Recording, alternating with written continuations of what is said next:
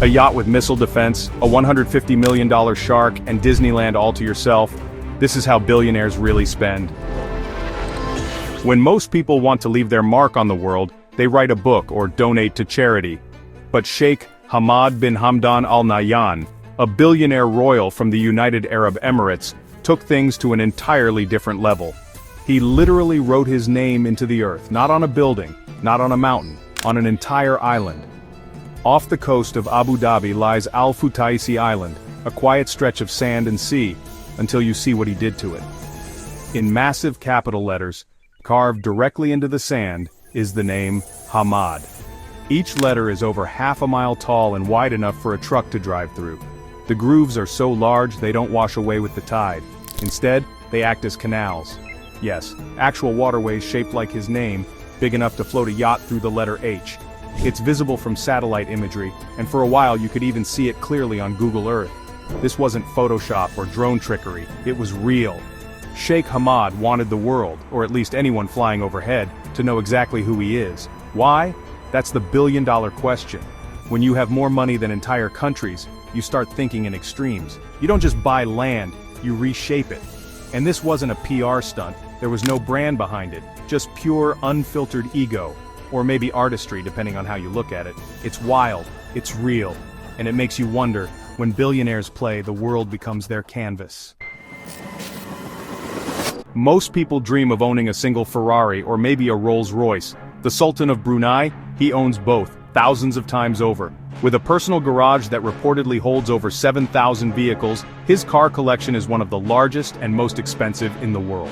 We're talking over 600 Rolls-Royces, 500 Mercedes-Benz models, rare one-off Ferraris, and entire fleets of Bentleys that never see the road.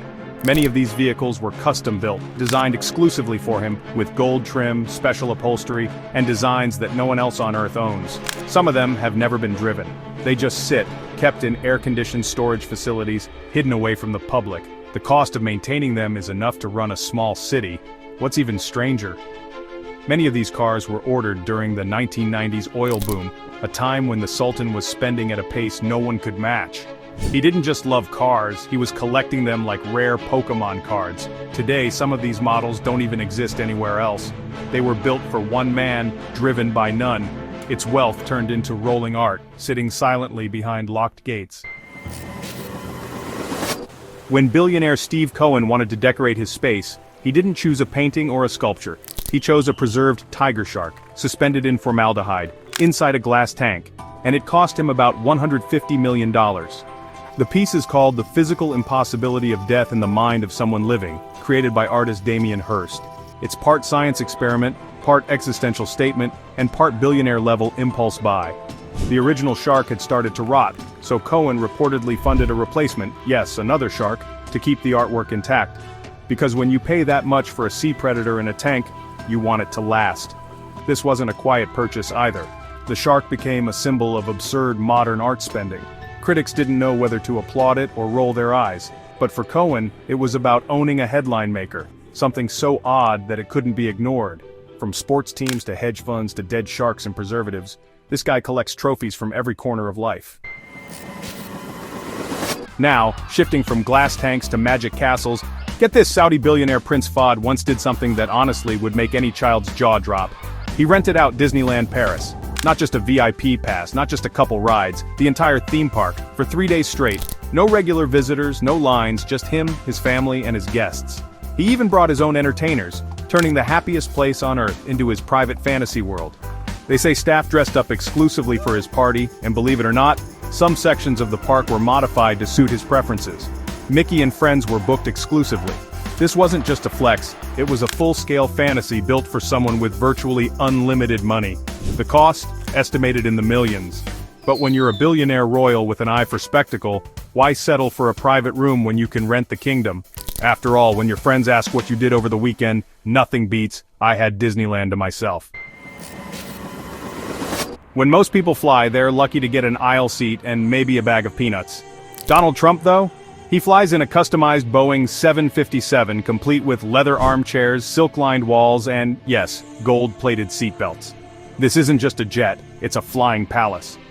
Dubbed Trump Force One, The aircraft was originally built in the late 1980s but went through a complete luxury overhaul to reflect Trump's signature style: opulent, bold, and anything but subtle. The cabin includes a home theater system, a master bedroom, a dining area with gold fixtures, and bathrooms that honestly wouldn't look out of place in a five-star hotel. Even the sinks have 24-karat gold. The cost to buy and refurbish the jet reportedly soared past $100 million, and that's not even counting maintenance, fuel, or storage.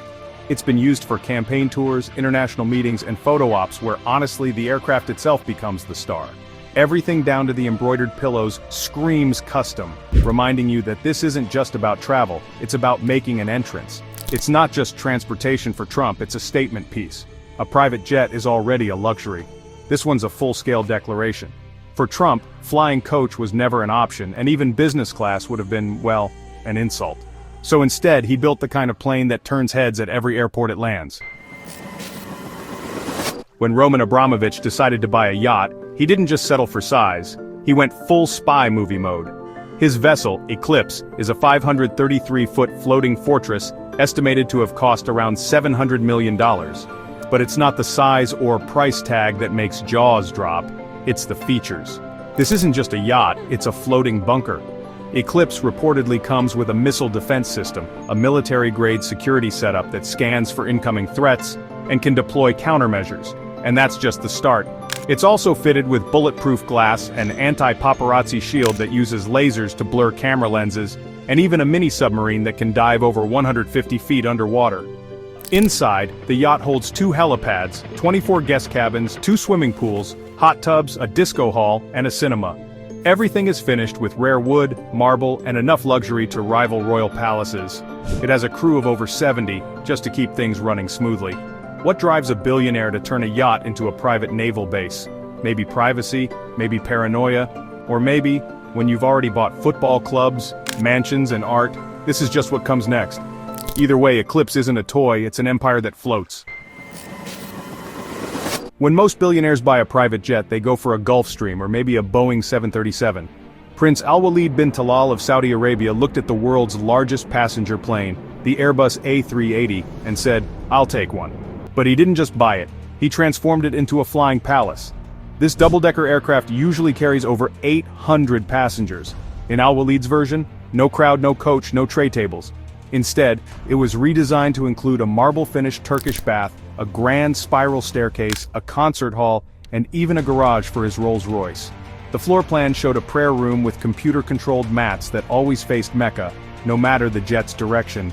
There was also a private elevator linking decks, and a throne-like seat in the center of the main lounge. The jet's price before customization was already around $300 million. The upgrades were expected to push the final value close to $500 million.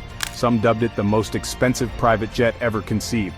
Though reports suggest he eventually sold the plane before taking delivery, just designing it this way was a statement of intent. Forget first class, this was air travel fit for royalty, quite literally. When you're flying at 40,000 feet and still have room for a luxury car, a personal spa, and a live band, the skies aren't the limit. They're just the beginning. Only Elon Musk could sell 20,000 flamethrowers as a joke, and have them sell out in just 4 days. But Elon didn't just sell flamethrowers, he funded their creation from scratch, buying equipment, materials, and an entire production setup just to launch one of the most bizarre product drops in billionaire history. He spent millions developing, manufacturing, and shipping what looked like a sci-fi prop, but actually shot real flames. Marketed through the Boring Company, the device was called Not a Flamethrower, a clever workaround to keep things legal. But make no mistake, it worked. Musk had 20,000 units made, each priced at $500, and they sold out in just a few days. He even built custom packaging and handled the logistics personally through his own companies. This wasn't about profit, it was performance art at billionaire scale. Musk took a joke tweet, invested millions to turn it into a real product, then casually made headlines worldwide. It's the kind of move only someone with rockets, satellites, and car factories can pull off between meetings. Flamethrowers might not be useful, but for Musk, they were a flaming success. Spending $110 million usually takes time, advisors, approvals, maybe some hesitation. But for Japanese billionaire Yusaku Maezawa, It took less than 10 minutes to snap up one of the most expensive contemporary artworks ever sold. The painting? A raw, untitled skull piece by Jean-Michel Basquiat from 1982. The moment the auctioneer opened bidding at Sotheby's, Maezawa was on the phone, calmly outbidding everyone in the room until the hammer dropped. $110.5 million. Just like that. He didn't just buy it, he celebrated it. Within hours, the painting was on his Instagram, proudly displayed on a minimalist wall. No hiding it in a vault, no secret storage. He said he wanted to share this masterpiece with the world, promising to lend it to museums. Still, let's be honest, it was a massive flex. Basquiat's chaotic style and rebellious spirit made the painting a symbol of raw energy, something that clearly spoke to Maezawa's own wild streak. This is the same billionaire who once booked a private trip around the moon with SpaceX just for the thrill of it. To Maezawa, the painting wasn't just art, it was speed, power, and presence on a canvas. While others invest in land or stocks, he invested in a single image that shook the art world and proved one thing: sometimes the fastest swipe is also the loudest. Most billionaires buy mansions. Mukesh Ambani built a 27-story skyscraper, just for his family. Rising above the crowded skyline of Mumbai, Antilia isn't just a home, it's the world's most expensive private residence with an estimated value of over $2 billion. The building is so massive, it needs a full-time staff of 600 just to keep it running. It has 3 helipads, a private movie theater, a yoga studio, an ice room that snows indoors, a temple, a multi-level garage for 168 cars, and several luxurious guest suites. Each floor was designed with different materials, styles, and layouts. There's even a ballroom with crystal chandeliers hanging from the ceiling. And a massive sun deck with views stretching across the Arabian Sea. Ambani, one of the richest people in Asia, spared no expense. The design was inspired by the lotus and the sun, with elements of Vastu Shastra, an Indian system similar to Feng Shui, woven throughout. This isn't just about living large, it's about making a cultural and architectural statement in the middle of one of the world's busiest cities. The contrast is impossible to miss. Surrounding Antilia are some of the most densely packed neighborhoods in the world, but inside the tower, it's a different planet. For Ambani, it's home. For everyone else, it's a symbol of just how surreal billionaire spending can get. While most billionaires invest in tech startups or beach houses, Google co-founder Larry Page quietly poured tens of millions into something straight out of science fiction: a personal flying car. Through a project called Kitty Hawk, named after the Wright brothers' first flight site, Page funded multiple prototypes designed to let humans lift off vertically and soar through the air like it's no big deal. This wasn't a hobby project. Page backed several flying car companies behind the scenes, including Kitty Hawk and Opener, all focused on creating fully electric, one-person aircrafts. The vehicles looked like a cross between a drone and a jet ski, with propellers, joystick controls, and futuristic curves. Some could take off from water, others from land, and all were aimed at reshaping short-distance travel without a pilot's license. The investment? Estimated at over $100 million, spread across secret hangars, top-tier engineers, and countless failed designs before anything even flew. Page remained mostly silent, rarely appearing in the media, letting the technology speak for itself. And though Kitty Hawk has since shut down, the project wasn't a failure. It helped push forward the entire flying car industry. For Page, this wasn't about turning a quick profit, it was about chasing the impossible. While most people deal with traffic by downloading a GPS app, Larry Page tried to lift above it, literally. Dubai doesn't do subtle, so when developers there decided to recreate Venice, they didn't build a theme park, they built it on water. Welcome to the Floating Venice, a $1 billion mega project designed to bring the canals, gondolas, and romance of Italy right into the Persian Gulf. Except here, the gondolas are glass-bottomed and the hotels are partially underwater. This isn't just real estate, it's an engineered fantasy. The floating city includes over 180 luxury suites, some submerged beneath the surface so guests can literally sleep with the fish, but in a 5-star setting. The rest are built on floating platforms, connected by canal-like waterways where traditional gondolas and water taxis glide between bars, shops, and spas. Above the surface, there are replicas of Venice's most iconic landmarks, imported Italian marble, and even artificial coral reefs designed to bloom under the city. developers promised it would be the world's first underwater luxury resort, complete with underwater restaurants and coral viewing lounges. It's one of the most surreal and extravagant ideas ever attempted in modern architecture. And in Dubai fashion, it's not just a place to stay, it's a place to be seen. When money flows like oil, fantasy cities don't just get imagined, they float. Howard Hughes wasn't just a billionaire, he was a full-blown aviation obsessive. And when he set out to build the largest aircraft in history, he didn't choose metal, he chose wood. The result? The legendary Spruce Goose, a massive seaplane with a wingspan longer than a football field, crafted almost entirely from birch. Hughes poured today's equivalent of hundreds of millions of dollars into the project. The goal was to create a military transport aircraft during wartime metal shortages.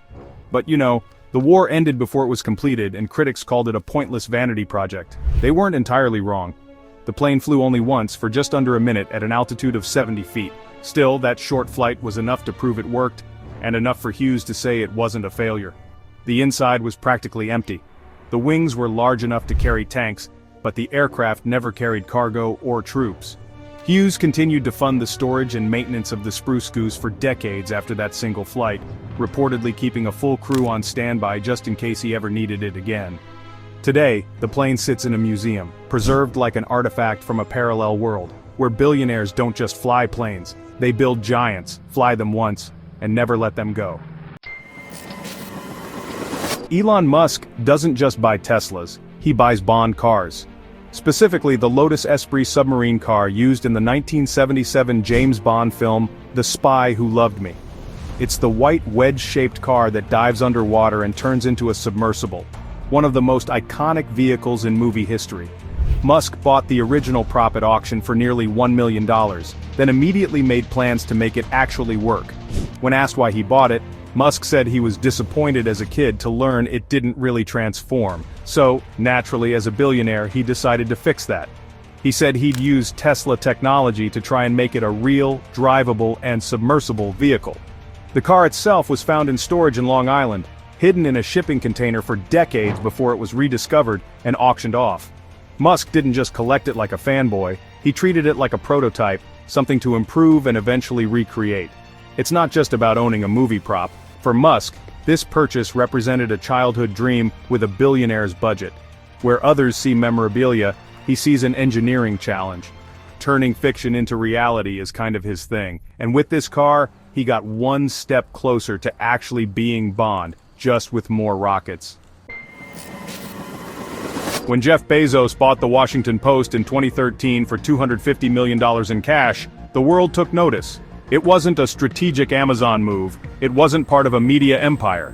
It was a personal purchase, made quietly and quickly. No boardroom drama, no investors involved, just Bezos, writing a check like most people order takeout. The Post was struggling at the time, bleeding revenue in a digital age where newspapers were fading fast. Bezos didn't just buy the name, he invested in overhauling its tech, its business model, and its entire digital presence. And he didn't even interfere editorially. He left the journalists alone and focused on what he knows best: infrastructure, innovation, and growth. Under his ownership, the paper went from decline to digital powerhouse, quadrupling its web traffic and subscriptions. Still, it's hard to ignore the symbolism. One of the richest people on Earth picked up a historic newspaper the way most people would pick up a new hobby. To Bezos, it wasn't about journalism. It was about influence, legacy, and maybe even curiosity. He didn't need the Post, but he bought it anyway. Because when your wealth could fund entire space programs, a newspaper looks like pocket change with a byline. When you're one of the most recognizable faces on the planet, privacy isn't just a luxury, it's a necessity. That's exactly why Bill Gates reportedly bought Grand Bogue Cay, one of the largest private islands in Belize. Far from paparazzi, boardrooms, and buzzing drones, the island offers something money can actually buy: silence. Spanning over 400 acres, Grand Bogue Cay is ringed with crystal-clear water, lush mangroves, and total seclusion. Gates didn't turn it into a resort. There's no flashy development, no Instagram-friendly beach club. The island is mostly untouched, deliberately so. The billionaire wanted a place where he could fully disconnect, whether that means tropical getaways or tech-free brainstorming zones. And this wasn't an impulsive buy. Gates, known for his low-key approach to wealth, reportedly had his team secure the island off-market. The price hasn't been officially disclosed, but with land in the region selling for millions per acre, it likely cost him tens of millions of dollars. Still, for a man worth more than most countries, it was a tiny drop in an ocean of spending power. Owning an island isn't uncommon among the ultra-rich, but leaving it almost completely natural, that's very Gates. No mega mansion, no press releases, just a quiet piece of paradise hidden away in the Caribbean. While others make headlines with flashy toys, Gates simply vanishes off the grid, and in a world where privacy is priceless, he might have found the ultimate way to unplug. When Jeff Bezos set out to commission a yacht, he didn't just go big, he rewrote what big even means. The result? A vessel so massive and advanced it couldn't pass under certain bridges without the city temporarily dismantling parts of the structure. The yacht, named Koru, reportedly cost over $500 million to build. And that's not including its full-time crew, maintenance, or the custom support yacht that travels with it. Yes, Bezos's yacht has its own yacht. The secondary vessel, named Abiona, carries a helipad, staff, extra toys like jet skis and smaller boats, and even security personnel. This floating entourage follows Koru wherever it goes, allowing the main vessel to stay sleek, polished, and focused on luxury. It's like having a second penthouse just to hold your shoes and staff. Koru is a 417-foot sailing yacht, designed with traditional masts but packed with modern tech and ultra-luxurious interiors. It includes massive decks, a pool, expansive lounges, and a carved wooden figurehead reportedly modeled after Bezos's partner. The yacht was built in the Netherlands and drew media attention not just for its size, but for the logistical challenges of moving it through tight waterways. At one point, there were plans to temporarily remove a historic bridge in Rotterdam just to let it pass, a plan that was later scrapped after public backlash. For Bezos, this wasn't just about owning a yacht, it was about creating a mobile palace, a symbol of freedom and scale. He made his fortune sending packages to every corner of the world. Now he sails it on his own terms. In a world where billionaires buy islands, sports teams, and spacecrafts, Bezos made waves, literally. A $500 million sailing machine with a backup boat of its own isn't just excess, it's a statement. When you're the richest man on Earth, you don't just cruise, you conquer the ocean. That's about it. Write in the comments about the craziest things you've bought. For more useful information, watch other videos.